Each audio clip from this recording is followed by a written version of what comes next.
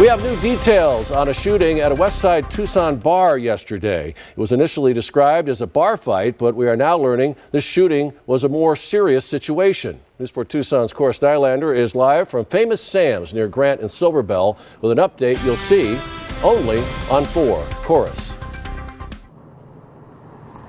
Yeah, well, Sean, Tucson police have provided few details about the circumstances behind the shooting here, but speaking exclusively with News 4 Tucson tonight, the owner of Famous Sam's tells me that this was more of an active shooter situation than any sort of bar fight as initially put out there. Mark Rude owns all 4 locations of Famous Sam's in Tucson, has for about 30 years, but says yesterday was perhaps the worst situation he's faced. He wasn't at work, but based on accounts from his staff, he said it began with a customer throwing out racial slurs at the bar, talking about the KKK, and threatening to bomb the place. His staff was able to get the man to leave, but he says that man returned about an hour and a half later, just after 6 p.m. yesterday.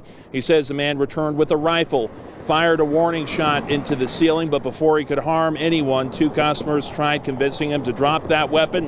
One of those customers had a gun of their own, then fired 3 shots, hitting the suspect, who was taken to the hospital in critical condition. No one else got hurt. It had nothing to do with a bar fight. It was just a psychotic guy that, just went off the rails last night.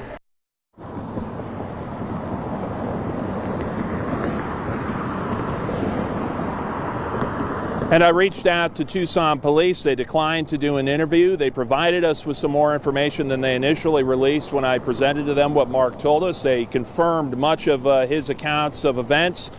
They said if this man with the rifle, who still his identity has not been released, if he survives his injuries, he remains in a critical condition tonight.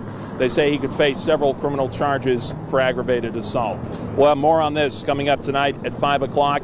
We're live from the West Side. Cora Stylander, News 4 Tucson.